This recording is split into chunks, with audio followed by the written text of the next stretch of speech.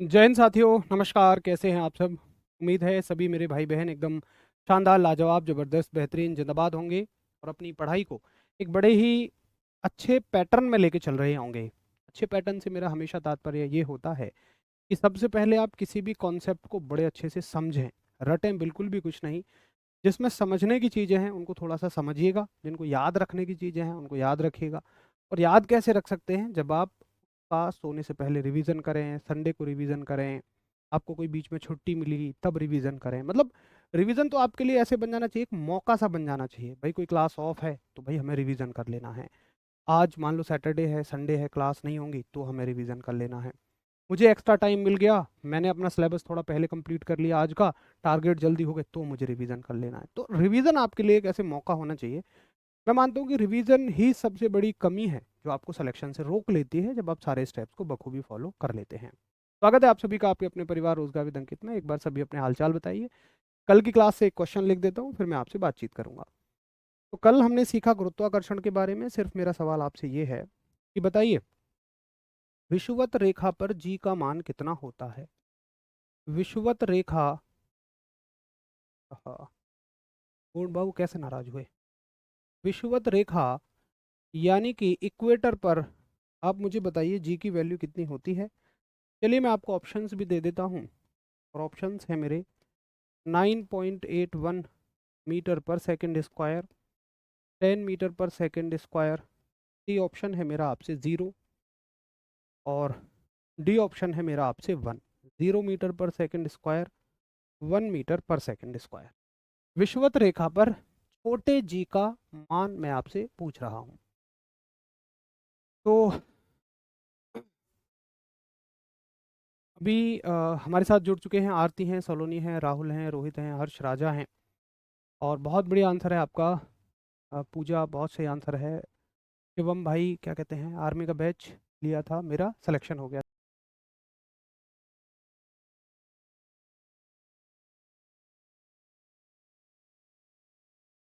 दिल से सल्यूट है, क्योंकि आप सिर्फ एक नौकरी नहीं करने जा रहे हैं, आप भारत माता की सेवा में जा रहे हैं। और ये कहीं ना कहीं सभी की जिम्मेदारी है, लेकिन सभी के मौके में ये मुकाम नहीं आता है। तो मैं तो कहूँगा भाई, हमारी तरफ से भी आप ही वो सेवा कर रहे हैं। सिर्फ नौकरी नहीं है, नौकरी के अलावा एक बहुत बड़ी जिम्मेदारी है। बहुत ही बढ़िया। तो सभी का आंसर ऑप्शन मुझे ए नज़र आता हुआ। फिर भी 98% का आंसर बिल्कुल ठीक है। लेकिन फिर भी कुछ भाई बहनों को लगता है कि यार, अगर हम सारे डेली के आंसर सही सही करते जाएंगे तो ऐसा ना हो कि हमें नज़र लग जाए, मास्टर की ही नज़र लग जाए। इसलिए एक काम कर देते हैं, कुछ गलत भी कर लेते हैं। तो मैं मानता हूँ कि इतना आसान प्रश्न है, इसका आंसर आप जानबूझ के तो गलत नहीं करेंगे, शायद नज़र ना लग जाए इस वजह से आप गलत कर रहे हैं। तो कुछ बच्चों का सी और बी भी आ रहा है। ये बिल्कुल गलत आंसर है, एकदम सही आंसर है आपका 9.81। ठीक है जी।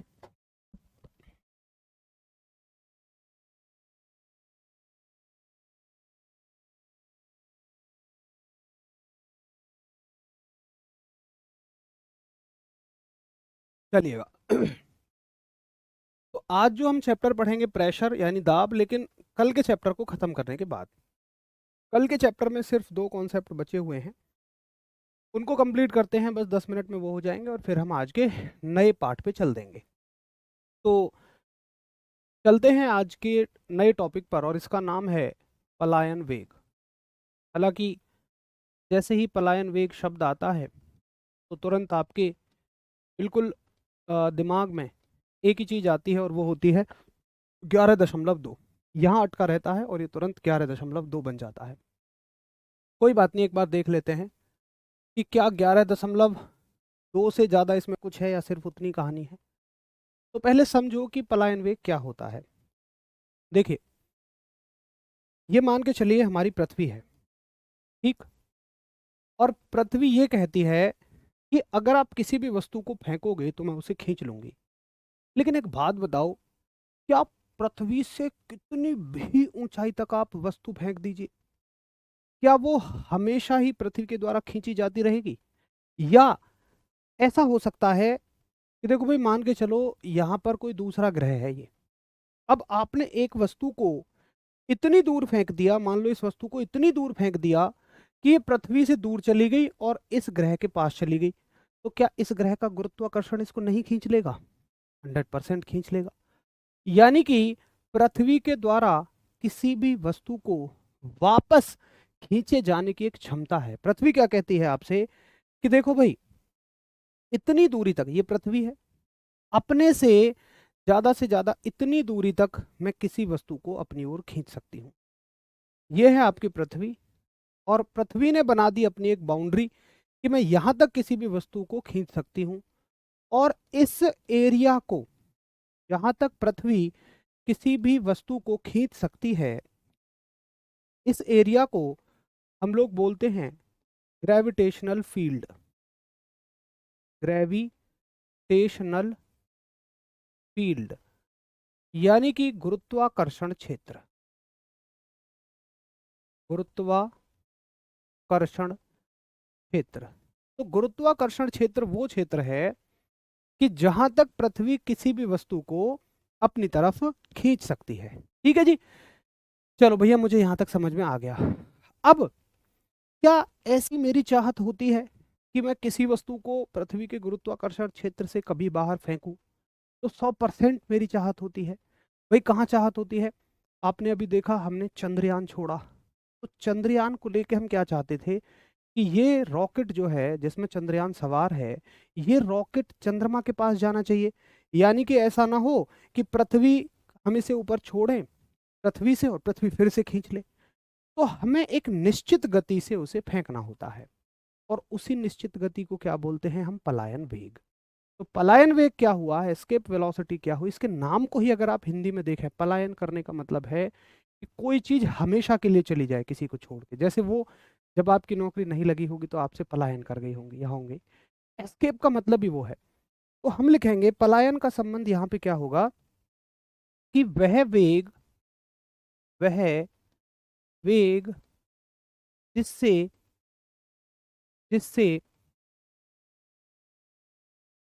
फेंके जाने पर कोई वस्तु, जिससे फेंके जाने पर कोई वस्तु पुनः उस ग्रह पर, मैं पृथ्वी नहीं कहूंगा, मैं तो भाई किसी भी ग्रह के लिए बोल सकता हूँ, पुनः उस ग्रह पर वापस नहीं आती। पुनः उस ग्रह पर वापस नहीं आती। यानी कि the the velocity at which a body thrown from a planet never comes back never comes back to that planet, कि भैया उस planet पर कभी भी वो वस्तु वापस लौट के नहीं आएगी। ठीक है जी, तो जरा बताएंगे कि हाँ जी, मुझे इतनी बात समझ में आ गई है। अशकरण कुमार, बताओ भाई क्या समस्या है इसमें? मैं फिर से एक बार बता देता हूँ मेरे भाई। सिर्फ इतनी सी बात है कि अगर आप किसी भी वस्तु को किसी भी ग्रह से ऊपर फेंकेंगे तो वो ग्रह उसको खींच लेगा। तो हमें अगर ऐसा चाहिए कि किसी वस्तु को ऐसे फेंकना है कि वो ग्रह उसको खींच ही ना पाए, तो हमें बहुत तेजी से फेंकना पड़ेगा। और वो तेजी जो है, वो वेग जो है, उसको ही हम क्या बोलते हैं? पलायन वेग बोलते हैं। ठीक है आकाश, वैसे तो मेरी भाई आवाज़ बिल्कुल ठीक है। बाकी आप एक बार अपना थोड़ा फ़ोन का वॉल्यूम चेक कर लो, क्योंकि आवाज़ में अगर दिक्कत होती है तो बहुत सारे बच्चे बोलने लगते हैं। बाकी मैं और थोड़ा सा माइक पास कर लेता हूँ। दरअसल ये स्टूडियो बदल देते हैं ना डेली, तो एक स्टूडियो की ना हैबिट हो जाती है उसके बोर्ड पे लिखने की, उसका माइक कितनी दूर पास रखना है। मैं हमेशा बोलता भी हूँ कि भाई एक ही स्टूडियो रखा करो, बट ये लोग बदल देते हैं बार बार। जितना मैं डायग्राम बना रहा हूँ उतना तो आप बनाइए, मैप थोड़ी है गुड़िया ये। आप कह रही है मैप भी बनाना पड़ेगा? मैप कहाँ है, ये तो केवल एक छोटा सा डायग्राम है। तो एक बार सभी नोट करिए और बताइए कि हाँ जी मुझे समझ में आ गया। अगर नहीं समझ में आया तो क्या समझ नहीं आया ये बताइए। ठीक है मैं रुक गया। आप आराम से नोट कर लो। वैसे तो मैं तो दो लैंग्वेज में लिखता हूँ, आप तो एक ही में लिख रहे हैं।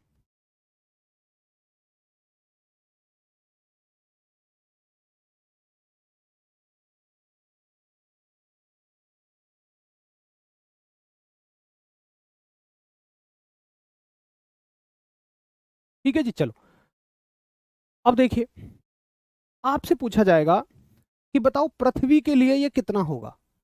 आपने नोट कर लिया होगा यहाँ, आप तो नीचे ही नोट करना। मैंने तो किसी भी ग्रह के लिए बोला है ना।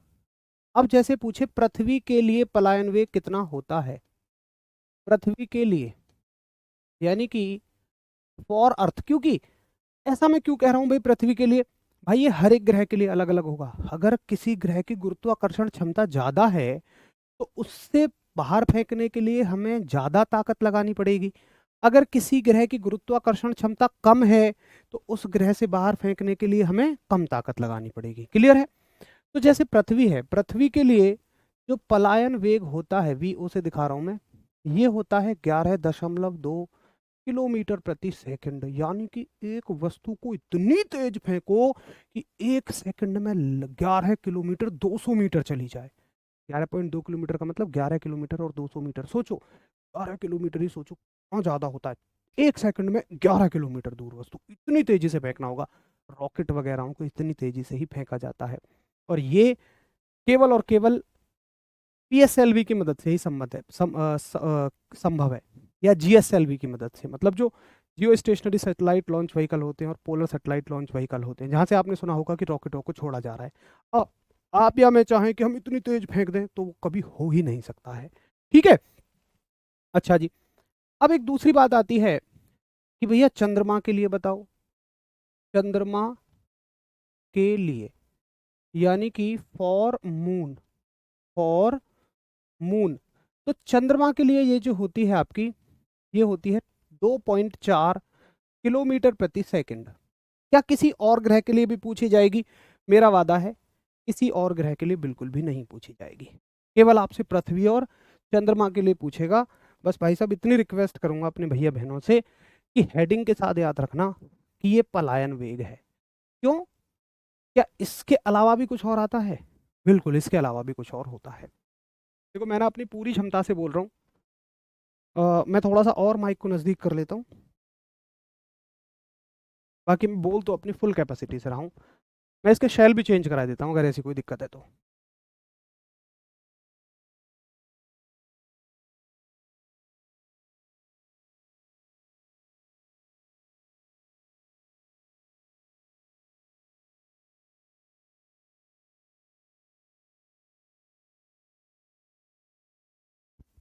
चलो मैं इसके सेल चेंज करा देता हूँ, अभी हरीश भैया यहाँ है नहीं, आते ही करवा दूंगा। ठीक है।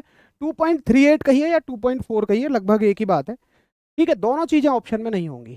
अगर आप में से किसी ने 2.38 पढ़ा है तो वो भी ठीक है, लगभग में इसको 2.4 कह देते हैं। दोनों ऑप्शन में एक साथ कभी नहीं होंगे, ऐसा मेरा आपसे वादा है। ठीक है जी। चलो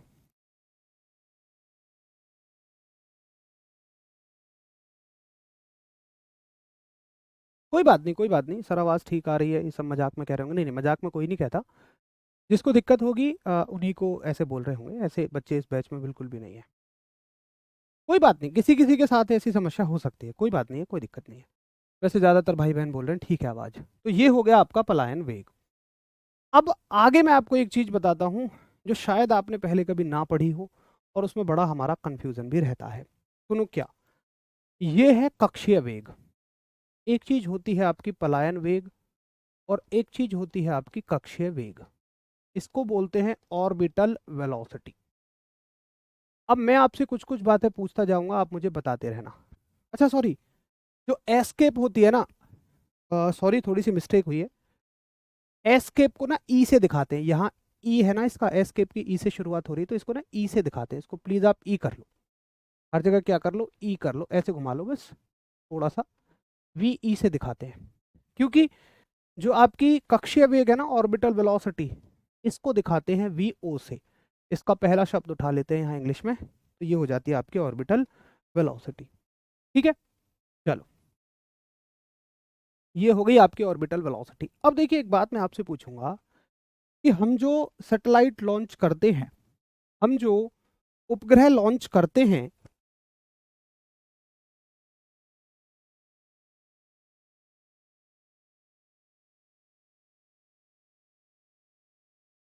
अच्छा एक बात बताओ मुझे कि जैसे हम जो उपग्रह लॉन्च करते हैं, हम जो सैटेलाइट लॉन्च करते हैं, हम जो सैटेलाइट लॉन्च करते हैं ये कितने तरह की करते हैं, क्या उम्मीद लेके हम उनसे करते हैं। देखिए, एक तो मैंने सैटेलाइट लॉन्च की हैं अभी जो हमने पीछे पढ़ी कि जिन्हें मैं पृथ्वी पे चंद्रमा पे भेजना चाह रहा हूँ। उपग्रह ही तो छोड़ा है हमने, गगनयान क्या है, तो चंद्रयान, सॉरी चंद्रयान एक उपग्रह ही तो है, सैटेलाइट ही तो है। तो कुछ सैटेलाइट मैं ऐसी चाहता हूँ कि जो पृथ्वी को छोड़ के चली जाएं, लेकिन वहीं कुछ सैटेलाइट क्या मैं ऐसी भी चाहता हूँ कि जो पृथ्वी को छोड़ के ना जाएं, जो पृथ्वी के आसपास घूमती रहें। भैया वो कौन सी सैटेलाइट है, सुनो। बिल्कुल मैं ऐसी सैटेलाइट चाहता हूँ। देखिए, ये है हमारी पृथ्वी, धरती माता, और हमने यहाँ पर एक सैटेलाइट पकड़ी, ये सैटेलाइट है। और जिन सैटेलाइट की मदद से आप अपने सोना बाबू से बात करते हो, मेरे बाबू ने खाना खाया नहीं खाया, या हम जितना भी नेविगेशन करते हैं, रास्ता देख पाते हैं, वो सब उन्हीं सैटेलाइट की मदद से कर पाते हैं जो पृथ्वी के इर्द गिर्द घूम रही हैं। देखो, पुराने वाली सैटेलाइट क्या थी, हम चाह रहे थे कि ये पृथ्वी की सतह को छोड़ के चंद्रमा पे चली जाए, लेकिन इस सैटेलाइट से हम क्या चाह रहे हैं कि बस ये पृथ्वी के चारों ओर चक्कर लगाती रहे। क्यों? क्योंकि हमारी बातचीत हमारे किसी से भी जो हो रही है वो इसी से हो पा रही है। कैसे हो पा रही है? देखो, मान के चलो तुम्हारा घर ये है, ठीक, उनका घर, तुम्हारे उनका घर ये है, यहाँ लगा हुआ है टावर, यहाँ एक टावर लगा हुआ है। तो तुमने, मान लो एयरटेल का टावर है, तुम एयरटेल का सिम कार्ड यूज़ करते हो, तुमने कहा बाबू कैसे हो, तुम्हारी बात यहाँ तक जाएगी। ये टावर क्या करेगा, इस, अब ये टावर थोड़े ना यहाँ भेज देगा भाई, पृथ्वी में से पार करके कैसे भेजेगा, ये सैटेलाइट को देगा। सैटेलाइट नज़दीकी टावर को, तुम्हारी उनके जो सैटेलाइट नज़दीकी टावर होगा, सैटेलाइट वहाँ भेज देगी और ये टावर तुम्हारी बात को सुना देगा। तो जितना भी कम्युनिकेशन होता है, जितना भी दूर संचार होता है, बातचीत होती है, या आप कोई भी कहीं मान लो डिश टीवी आप यूज़ कर रहे हैं, तो डिश टीवी के जो प्रोग्राम आ रहे हैं वो भी इन्हीं की मदद से सारे आ पाते हैं, सब सैटेलाइट की मदद से आ पाता है। भविष्यवाणियाँ होती हैं मौसम की कि भैया अगले 7 दिनों में भारी बारिश आने की संभावनाएं हैं। कैसे? देखो, मान के चलो, जो साइंटिस्ट होते हैं उनको पता है कि अगर हवा यहाँ आज ठंडी है, बारिश हो रही है, और हवाएं ऐसे बह रही हैं और यहाँ से यहाँ तक 7 दिन लेंगी, तो यहीं से देख लिया जाएगा इन हवाओं को और इस स्थान को सूचित कर दिया जाएगा, तुरंत सेकंड्स में ये काम हो जाता है। आपने देखा होगा, आप अपने बाबू से बात करते हैं, सेकंड्स में जवाब आते हैं, है कि नहीं? नहीं बाबू, आज तो मेरा विलत है, मैं तो ऐसे ही नहीं खाना खा रही हूँ, है कि नहीं? तो जितन हम कुछ सैटेलाइट्स में ये भी चाहते हैं कि वो सैटेलाइट्स कभी पृथ्वी को छोड़ के ना जाएं। यानी कि मैं ये चाहता हूं, बड़े ध्यान से समझना, कि ये पृथ्वी के इस गुरुत्वाकर्षण क्षेत्र में ही घूमती रहे, कभी भी इससे बाहर ना जाए। बोलो, इतना क्लियर है? अच्छा, अब एक बात बताओ, अगर मैं ये चाहता हूं तो मैं इसको कितने वेग से घुमाऊं? पलायन वेग से ज्यादा वेग से घुमाऊं, या पलायन वेग से कम वेग से घुमाऊं? पलायन वेग क्या था? जो पृथ्वी के गुरुत्वाकर्षण से पार भेजने के लिए आवश्यक था। तो उससे कम से घुमाऊं या उससे ज्यादा से घुमाऊं? सिर्फ इतनी सी बात बताइए, तो मैं मानूं कि हाँ तुम समझ के पढ़ रहे हो।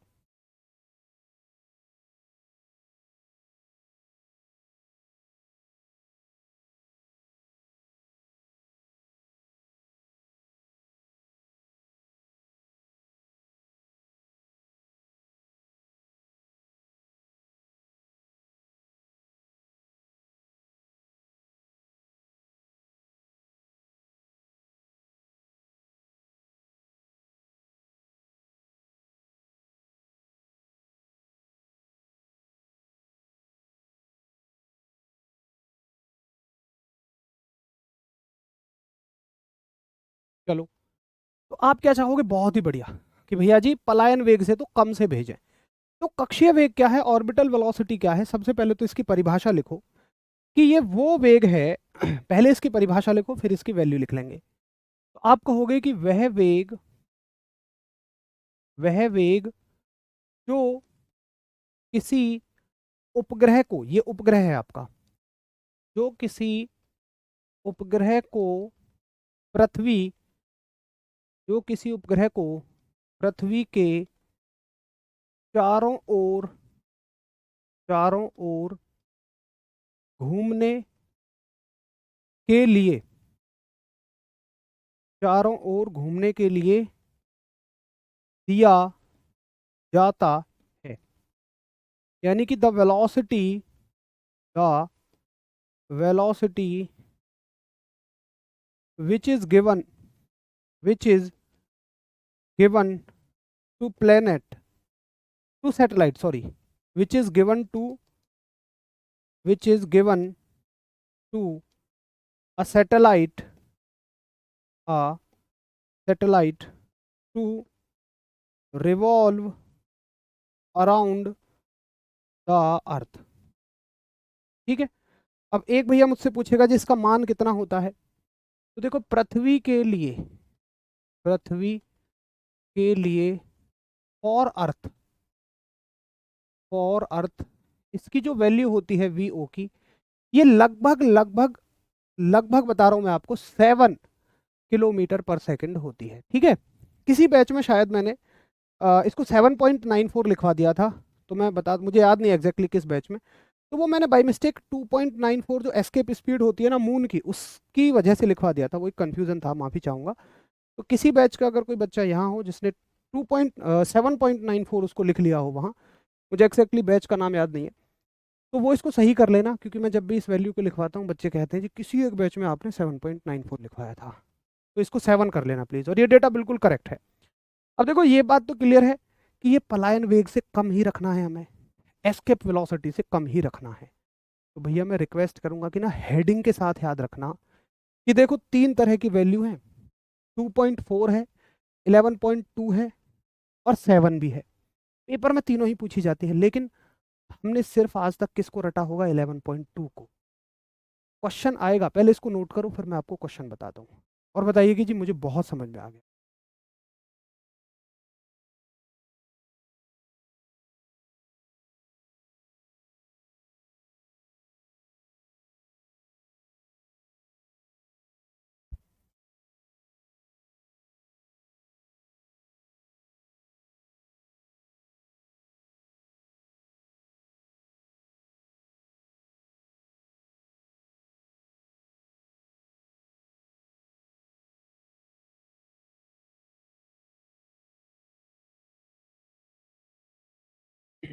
देखो भाई, अगर आप इस तरह के क्वेश्चन पूछें कि फोन मिले ना मिले, 50 मीटर का टावर हो, तो मैं आपसे पहले ही माफ़ी चाह चुका हूँ ऐसे सवालों के लिए कि वो हमारे स्कोप में है ही नहीं। हमें बस इतनी चीज़ें याद रखनी है जितनी चीज़ें मैं आपको करवा रहा हूँ, हमें उससे ज़्यादा गहराई में नहीं जाना है, फिर तो वो टेली कम्युनिकेशन इंजीनियरिंग हो जाएगी, वो 4 साल का कोर्स है। ठीक है, अब देखो सवाल कैसे आता है, सवाल ऐसे आता है, क्वेश्चन आएगा कि पृथ्वी के लिए कक्षीय वेग कितना होता है, यानी कि orbital velocity orbital velocity for earth, ये चीज हमसे पूछी जाएगी कि पृथ्वी के लिए कक्षीय वेग बताओ। ऑप्शन होंगे, पहला ही ऑप्शन होगा ये जो तुम्हारा सबसे पसंदीदा होगा, जिसमें 80% बच्चे गलत इसी को टिक कर देंगे और गलत हो जाएगा सवाल। दूसरा ऑप्शन ये होगा, किसी किसी को ये भी याद रहा होगा, सी ऑप्शन होगा 7, ठीक है, और डी ऑप्शन होगा 7। अब ये तुम पहचानो कि इनमें अंतर क्या है। देखो आपके स्तर पे कोई भी सब्जेक्ट आप उठा लो, मुझे नहीं लगता कि वो इतना ज़्यादा मुश्किल है कि जो समझ ही ना आए। जैसे मैं मैथ्स का मान सकता हूँ, जिनकी नॉन मैथ बैकग्राउंड होगी, आर्ट्स बैकग्राउंड होगी, तो मैथ्स हो सकता है थोड़ा बहुत मुश्किल लग सके, लेकिन जिनकी साइंस बैकग्राउंड है उनके लिए मैथ्स भी कुछ नहीं है। तो और नो आर्ट्स बैकग्राउंड वाले भाई बहन भी अगर मैथ्स में थोड़ी सी प्रैक्टिस कर लें अच्छे से, तो उनके लिए भी आसान बन जाता है। मैं ये नहीं मानता कि बहुत समझदारी दिखानी है, मैं मानता हूँ कि सिर्फ पेपर में आंखों को खुला रखना है और हेडिंग के साथ चीज़ों को याद करके जाना है, सिर्फ इतना चैलेंज आपके साथ होता है ना। तो देखो इस प्रश्न में मुझे नहीं लगता कि भाई किसी को ऐसा हो कि समझ नहीं आया हो, सिर्फ आंखों को खुला रखने वाली बात है। आपको ऑप्शंस में पहचानना है कि कहाँ गलती कर रहे हैं हम। देखो पेपर में ऑप्शन आते ही बहुत सारे बच्चे तो यहीं ढेर हो जाएंगे। 11.2 सिर्फ उनको वेग जैसी चीज कुछ समझ में आए कि पृथ्वी से वेग वेग का कुछ लेना देना है, उनको नहीं पता क्या कक्षीय क्या पलायन, वो बस एक ही आंसर करके भाग जाएंगे, और ये होगा 11.2। जबकि ना तो ये है क्योंकि ये तो पलायन वेग है, ना ये है। अब इन दोनों में समानता क्या है, देखो ये किलोमीटर है और ये मीटर है, तो कृपया थोड़ा सा ध्यान में रखेंगे कि ये किलोमीटर है भैया जी, है ना। किलोमीटर इसकी यूनिट होती है, मीटर इसकी यूनिट नहीं होती है। बहुत सारे बच्चे अभी भी डी आंसर लगा रहे हैं, किलोमीटर प्रति सेकंड इसकी यूनिट होती है। इसकी यूनिट मीटर पर सेकंड नहीं होती है। तो आशा करूंगा कि आप बहुत आराम से इनको याद कर लेंगे, लेकिन याद करो हेडिंग के साथ। आपको पता होना चाहिए कि प्रॉपर किस चीज़ के लिए कौन सा डेटा हमें यूज़ करना है। ठीक है जी। तो यहाँ हम कह सकते हैं कि गुरुत्वाकर्षण चैप्टर आपका ख़त्म हो गया है और हम नए चैप्टर की शुरुआत करते हैं। और ये चैप्टर नंबर कौन सा है भाई, कृपया बताएं। Units, measurement, motion, laws of motion, work energy and power, gravitation, ये 7वां होगा। चैप्टर नंबर 7 ये है आपका दाब यानी कि प्रेशर। तो हेडिंग डालेंगे सभी प्रेशर और फिर हम लोग आगे बढ़ जाएंगे। यहाँ तक किसी को कोई समस्या हो तो पूछें। कृपया समस्या स्लाइड से रिलेटेड पूछें, बहुत ज़्यादा हट की समस्या मत पूछना कि ये टावर 50 मीटर का है, 70 मीटर का है, ऐसी चीज़ें मत पूछना, बस जो स्लाइड पे लिखा है। क्योंकि उन चीज़ों के जवाब देने में बहुत सारा समय लग जाएगा, पेपर में आने वाली नहीं है, कोई गारंटी भी नहीं है कि आपको समझ में आए, पता चला और कन्फ्यूज़न बढ़ गए तो क्या लाभ है उस चीज़। बहुत बढ़िया, very good Ranjit.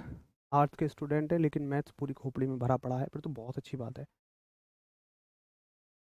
Sir CA की पढ़ाई की कितनी फीस होती है? अनीता बालियान, गुड़िया एसएससी जीडी के बैच में अगर हम सीए की बात करेंगे तो फिर तो ये टोटली आउट ऑफ स्कोप ही हो जाएगा। सीए की पढ़ाई के लिए कभी लक्ष्मी नगर जाइए, वहाँ आपको सारी जानकारियाँ मिलेंगी। बहुत शानदार, वेरी गुड। शिवम, मून का नहीं पूछा जाएगा। ऑर्बिटल वेलोसिटी मून की इसलिए नहीं पूछी जाएगी क्योंकि चंद्रमा के आसपास थोड़ी ना हमें कुछ घुमाना है, वो नहीं पूछी जाती आपसे।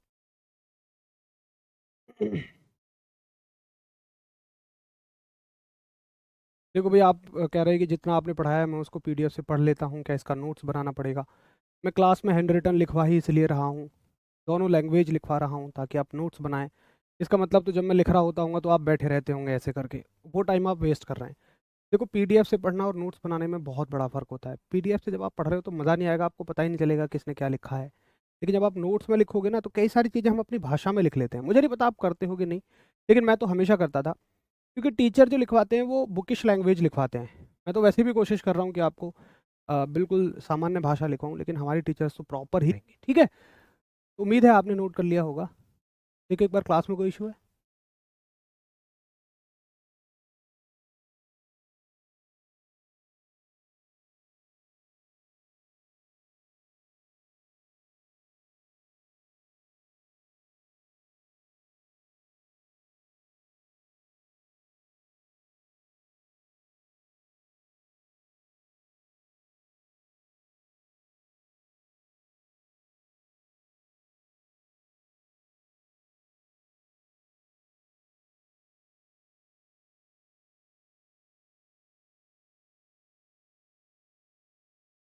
अभी सही है? तो शायद क्लास बीच में रुक गई थी, कुछ इशू था। एक बार अभी बताएंगे क्या मेरी आवाज़ प्रॉपर आ रही है? मैं दोबारा से एक्सप्लेन कर दूंगा जहाँ से मैंने छोड़ा था। एक बार सभी बताएंगे सब कुछ क्लियर है? क्या मेरी आवाज़ प्रॉपर आ रही है? क्या मैं आपको प्रॉपर दिखाई दे रहा हूँ? मैं बिल्कुल शुरू से बताऊंगा, शुरू से बताऊंगा इस स्लाइड को। शायद शुरू से ये क्लास हमारी अटक गई थी, बफरिंग वगैरह कुछ हुई थी, इंटरनेट का कुछ इशू था। मैं बिल्कुल आपको शुरू से बताऊंगा, मैं यहीं पे हूँ। अभी सब कुछ क्लियर है? ओके, मैं दोबारा से बता रहा हूँ आपको। तो मुझे लग रहा है कि क्लास यहाँ से अटकी थी। हमने कहा चैप्टर नंबर 7 दाब हम शुरू करेंगे, प्रेशर हम शुरू करेंगे। तो देखो, जैसे मैंने आपको पीछे बताया कि जब भी पलायन वेग बोला जाता है तो आपके दिमाग में तुरंत 11.2 आता है, जबकि कक्षीय वेग में भी यही दिमाग में आता है। इसका मतलब हम ना थोड़ा थोड़ा पढ़ के रखते हैं जिससे हमारी गलतियां होती हैं। वैसे ही जब भी प्रेशर टॉपिक आता है, दाब टॉपिक आता है, तो हमारे दिमाग में तुरंत क्या आता है कि बल बटे क्षेत्रफल, बस। लेकिन दाब सिर्फ इतना नहीं है। हर तरह के दाब के लिए बल बटे क्षेत्रफल परिभाषा उचित नहीं है। हर तरह के दाब के लिए परिभाषा अलग होती है। क्या हर तरह के दाब का मतलब दाब कई सारे तरह का होता है? जी बिल्कुल। आप देखिए, दाब ना मैंने 3 तरह का लिखा। ठोसों का दाब, प्रेशर ऑफ सॉलिड्स। द्रवों का दाब, प्रेशर ऑफ लिक्विड्स। गैसों का दाब, प्रेशर ऑफ गैसेस। हमने 3 तरह का दाब लिखा है, ठोसों का दाब, द्रवों का दाब और गैसों का दाब। ठीक है। अब ठोसों के दाब को ही हम यांत्रिक दाब कहते हैं, मैकेनिकल प्रेशर कहते हैं। अब हम समझेंगे वन बाय वन कि क्या प्रेशर की डेफिनेशन इसके लिए है, क्या इसके लिए है और क्या इसके लिए है। अब बताइए कि आप सभी को क्लियर समझ में आ गया कि 3 तरह का दाब होता है और हमें वन बाय वन सबकी डेफिनेशन पढ़नी है। हर एक के लिए परिभाषाएं अलग होती है। बल बटे क्षेत्रफल सभी के लिए परिभाषा नहीं है, वो केवल इसके लिए है। इसके और इसके लिए वो परिभाषा नहीं है। अब बताएंगे जी क्लियर है, एक बार थम्स अप करो तब मैं आगे बढ़ूंगा।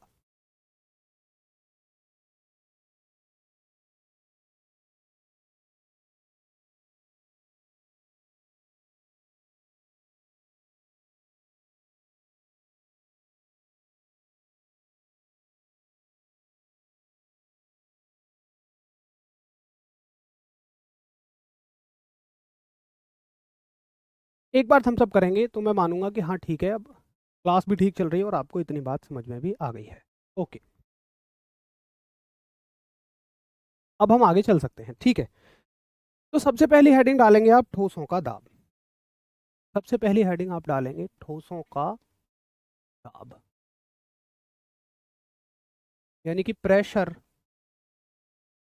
प्रेशर ऑफ सॉलिड्स, जिसे हम यांत्रिक दाब भी कहते हैं, या आप कहो यांत्रिक दाब, यानी कि और लिख के कह सकते हैं आप इंग्लिश वाले, मैकेनिकल प्रेशर। ठीक, चलिए भैया, तो देखते हैं एक बार क्या होता है ठोसों का दाब। अब ना इतना तो सब जानते हैं कि दाब बराबर बल बटे क्षेत्रफल, लेकिन बहुत अच्छे से अगर हम समझने की कोशिश करें, मतलब ये कभी फील नहीं कर पाते हम कि दाब में और बल में क्या फ़र्क होता है। आपको कहीं लगा हुआ दिखे तो आप फोर्स और प्रेशर में अंतर नहीं कर पाते हैं। अगर आप सच में समझना चाहते हैं तो 2 मिनट मेरी एक बात को सुनिए और बड़े ध्यान से उसका आंसर आपको देना है। देखिए, मान के चलिए मैं ये कहता हूँ आपसे कि आपको 10 न्यूटन का बल इस बोर्ड पर लगाना है, और दो तरीके से लगाना है। कैसे लगाना है? एक तो आपको अपने दोनों हाथों का यूज करना है, मतलब 10 न्यूटन के बल से दोनों हाथों से 10 न्यूटन का बल इस स्क्रीन पे लगाना है। तो भाई कैसे लगाओगे आप कहोगे भैया ऐसे लगाएंगे, ऐसे। अब मुझे बताओ, अगर 10 न्यूटन का बल ये 10 उंगली और अंगूठे मिलके लगा रहे हैं, ऐसा नहीं है कि हर एक 10-10 का, नहीं, 10 के 10 मिलके 10 का लगा रहे हैं, तो एक ने कितने का लगाया? 1 न्यूटन का। तो हर एक उंगली या हर एक अंगूठा आपका इस बोर्ड को 1 न्यूटन के बल से दबा रहा है, ठीक है। फिर मैंने कहा कि आपको 10 ही न्यूटन का बल लगाना है, लेकिन आपको क्या करना है? कील लेनी है, कील, और उस कील को, कील पर 10 न्यूटन की ताकत से हथौड़ा मारना है, ठीक है। तो भैया कील कितना सा क्षेत्रफल घेरेगी? इतना सा, इतना सा केवल क्षेत्रफल घेरेगी। मैंने मोटा बनाया ताकि आपको दिखे, और भी पतला घेरेगी। सिर्फ मैं आपसे ये पूछना चाहता हूँ कि गढ़ जाने की टेंडेंसी जो होगी, यानी गढ़ जाने के चांसेस जो होंगे, अंदर घुस जाने के चांसेस, वो किसके ज्यादा होंगे? आपके दोनों हाथों के उतने ही बल पे, या उतने ही बल पे कील के? सिर्फ मैं आपसे पूछना चाह रहा हूँ, कील का मतलब जो नेल्स होती हैं जो आप दीवारों में ठोकते हैं, तो जरा बताएं किसके गढ़ जाने के चांसेस ज्यादा होंगे आपके? मैं आंसर की प्रतीक्षा कर रहा हूँ, जरा बताएं किसके गढ़ जाने के चांसेस ज्यादा होंगे, और उसके बाद हम चलेंगे। ये हैंड है, हाँ भाई ड्राइंग, अच्छा अंगूठा इधर हो गया, कोई बात नहीं, कितना सा फर्क है, अंगूठा बस बाहर बना लो। क्यों हरीश, बढ़िया नहीं है मेरी ड्राइंग? हरीश को तो हमेशा पसंद आती है। ये किसका हाथ है? अब भाई तुम्हें अच्छा लग रहा हो तो मेरा है, और बुरा लग रहा हो तो तुम्हारा है। इसके कील के, बहुत बढ़िया। देखो ये जो बल तो हमने उतना ही लगाया, 10-10 न्यूटन का ही लगाया, लेकिन कील के गढ़ जाने के चांसेस ज्यादा हैं।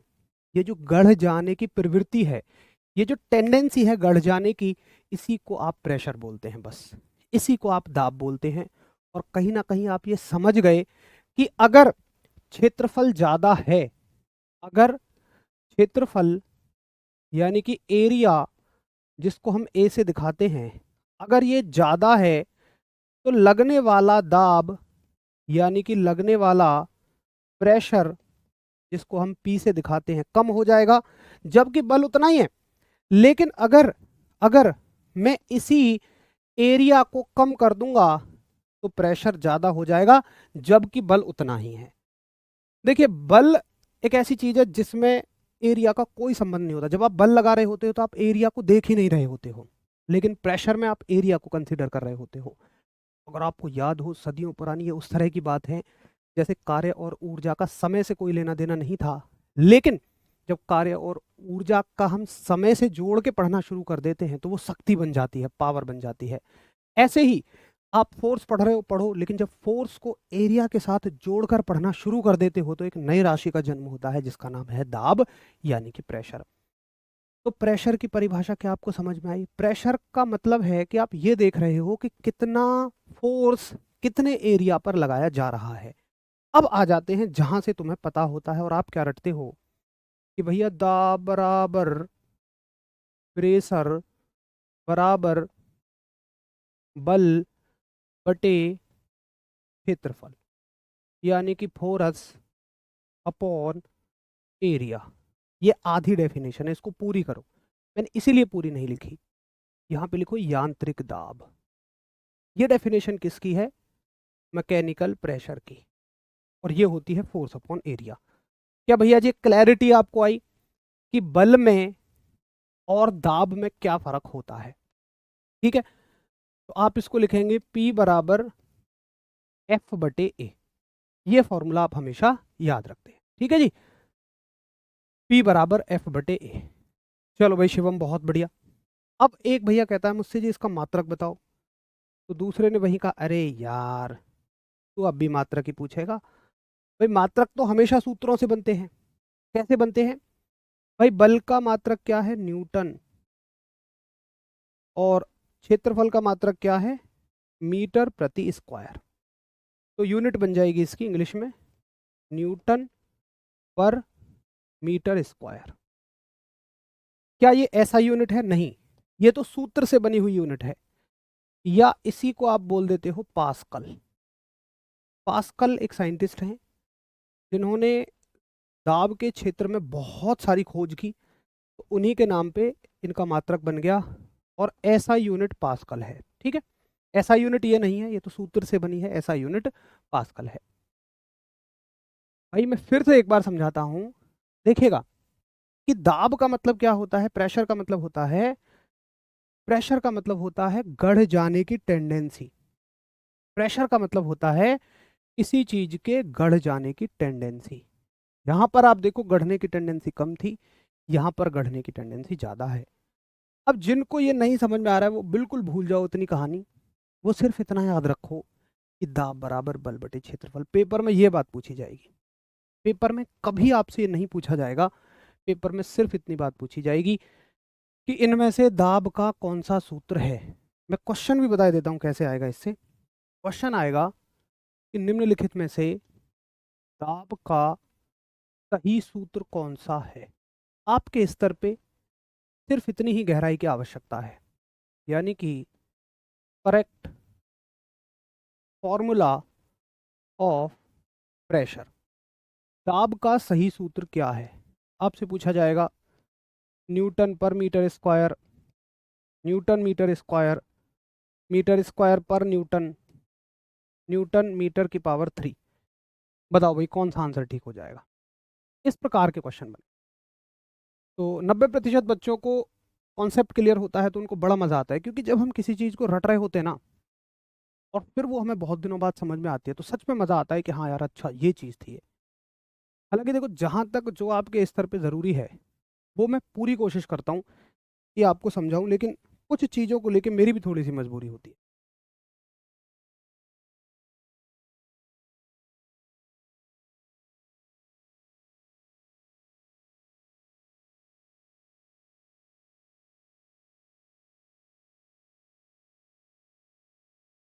बिल्कुल हो जाएगा भाई अनुज, बिल्कुल हो जाएगा।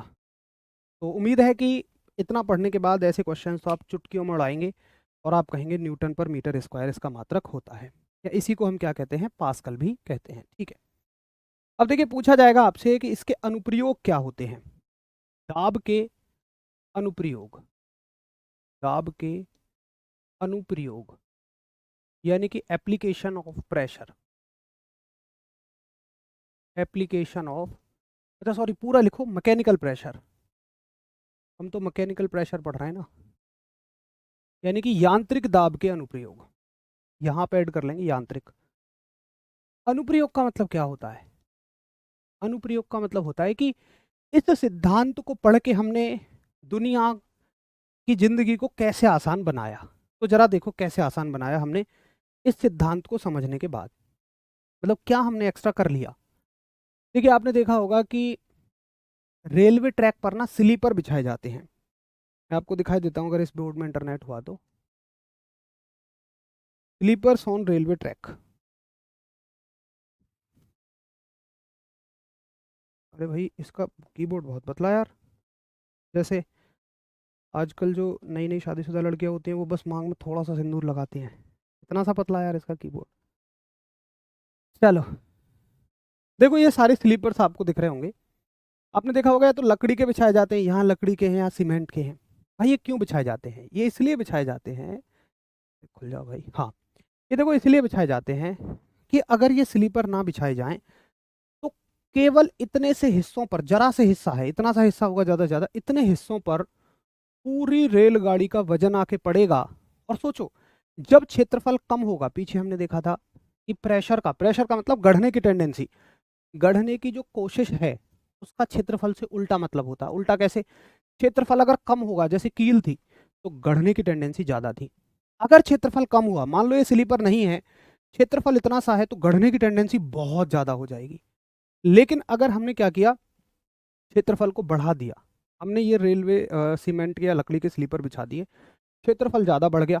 अब क्षेत्रफल बढ़ गया तो क्या हुआ कि सारा जो वजन था ना, इन्होंने भी कुछ कुछ अपने ऊपर ले लिया, यानी साथ ही हाथ बढ़ाना, मिलकर बोझ उठाना।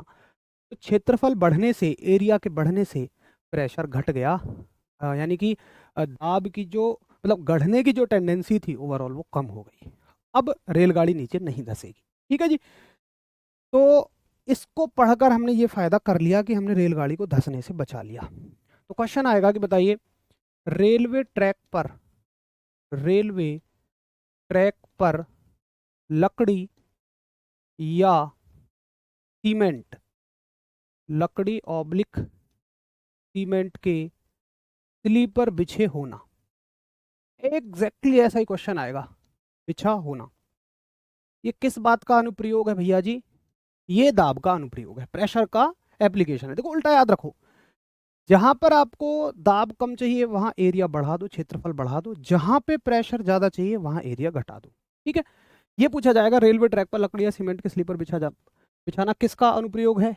या तो यांत्रिक दाब ऑप्शन होगा या खाली दाब होगा, दोनों एक साथ तो नहीं होंगे। ठीक है। दूसरा अनुप्रयोग देखो, कील का नुकीला होना। भैया मुझे ये बताओ, आप कील के केस में क्या चाहते हो? जैसे यहां तो आपकी चाहत थी दाब का कम होना, और कील में आपकी जो चाहत होती है वो होती है दाब ज्यादा से ज्यादा लगे, गढ़ने की टेंडेंसी ज्यादा हो, कम से कम ताकत में गढ़ जाए। आप एरिया कम कर देते हो, प्रेशर बढ़ाना है तो एरिया कम कर दो। ये भी तो इसी का अनुप्रयोग है, यानी कि शार्प एज या शार्पनेस, ऐसे लिख दो, शार्पनेस ऑफ नेल। उसके बाद अगला आपने देखा होगा, चाकू की धार, चाकू की धार का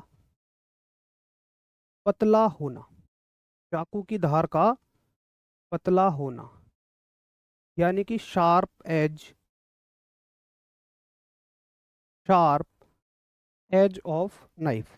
चाकू की धार पतली क्यों होती है? क्योंकि आप उस पर चाहते हो कि कम से कम बल लगाने पे ज़्यादा से ज़्यादा गढ़ जाए, तो उसको पतला बना देते हैं हम। ठीक है जी। अच्छा, इसकी इंग्लिश नहीं लिखी, कोई बात नहीं, मैं लिख देता हूँ, सॉरी। आप कहेंगे कि लेइंग, लेइंग ऑफ वुडन और cemented sleepers, laying of wooden और cemented sleepers on railway track. ठीक है जी। चलो अगला आप देखेंगे, जैसे सूटकेस है, आप देखते होंगे सूटकेस के जो हत्थे हैं ना, वो चौड़े बनाए जाते हैं। क्यों? क्योंकि अगर पतले बना दिए ना तो पता है कैसी हालत होगी।